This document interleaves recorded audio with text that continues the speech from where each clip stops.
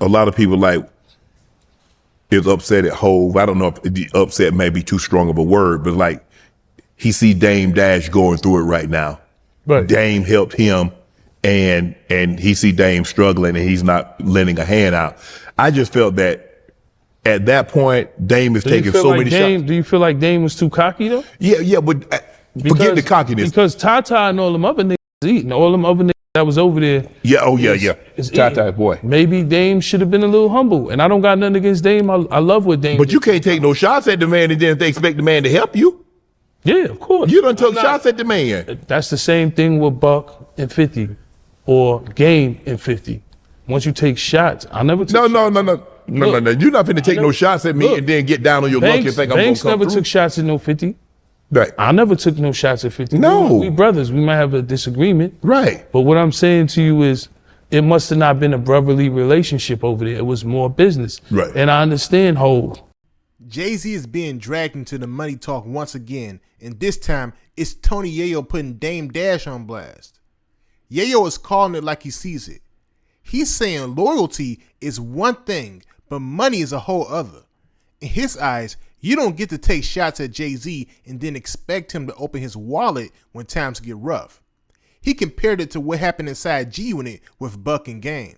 Once you disrespect the man, you can't come back later looking for a handout. The way Yayo broke it down was cold but real. He's talking IRS trouble. He's talking about losing millions, and he's saying Jay-Z has no reason to step in at all. That's a major statement because we're talking about one of the biggest moguls in hip-hop history. Jay-Z is worth billions of dollars now. Dame Dash helped him build that empire, and yet Yayo is saying the game don't work like that. What makes this wild is how he connects it back to the bigger picture: ego, loyalty, betrayal, and money.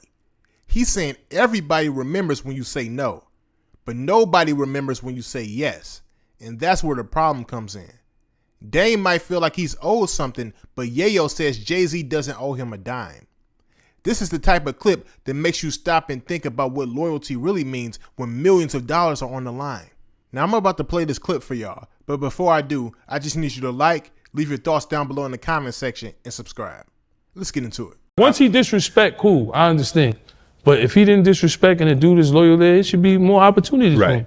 All I'm saying is when Fifth have a tour, anger management tour, me and Banks, everybody on tour, MOP, Mobb Deep. Any artist he had, he put him on a platform. Right. Because I think the thing now is that a lot of people like is upset at Hove. I don't know if the upset may be too strong of a word, but like he see Dame Dash going through it right now. Right. Dame helped him, and he see Dame struggling, and he's not lending a hand out.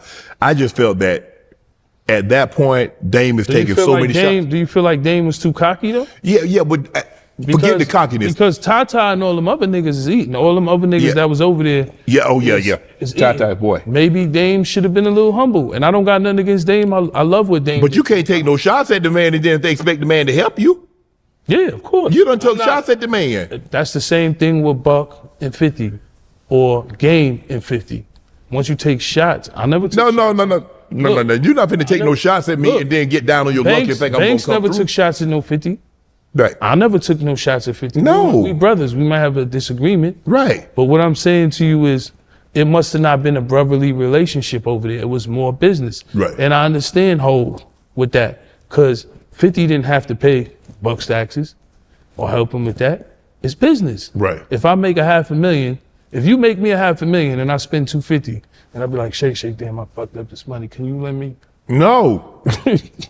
And if you say no, right? No. Because people always remember when you say no, they never remember. They never remember the yeses. Right? They don't remember. If you say no, is you in the wrong? No. They remember. They never remember the 1,000 yeses. Only the one no. Right. That's it. Man. Right? Yes. See? So if you say no, you make me $500,000, I spend $250,000 or maybe 300. I'm like, yo, shit, I'm up. IRS in my back. And you say no, I'm mad at you now? Nah, Right. that don't make no sense. You gotta handle that on your own, brother. What does loyalty mean? If somebody says, Yayo, what's loyalty to you? I think loyalty is not judging a person if they tell you something, Like if they tell you something personal, like if you tell me something you're going through, we listen, we don't judge. I listen, I don't judge. I don't go back and tell 20 people. Thank you. I think loyalty is never looking at pocket watching. I think loyalty is never a side out in a man's girl or his side chick or whatever he have, his wife or whatever it is. And I think loyalty is just being real. That's it. If Fifth was wrong, could you tell him that he's wrong? Fifth crazy, it's hard to tell that nigga he's wrong. It's like dealing with a terrorist. It's hard to tell him he's wrong, but I think you know your friends for who you are. Like I got this loud friend. I got this friend that's crazy. I got this friend that might be a troublemaker. I don't want to hang with him because he's going to get us in trouble. Yeah. Every time we hang with this. I think knowing your friends for who you are. Like I got friends that I might not have talked to in a while, but I still love them. I still got love for them. But you know your friends for who you are. This friend might be all about themselves. Right. You might have that friend. This friend might be a troublemaker. I got a friend like that. Always starting trouble. My man Thirst. I could say his name. Always starting trouble. Right. I got a friend that maybe he's always a liar. I got a friend that's crazy. You know what I'm saying?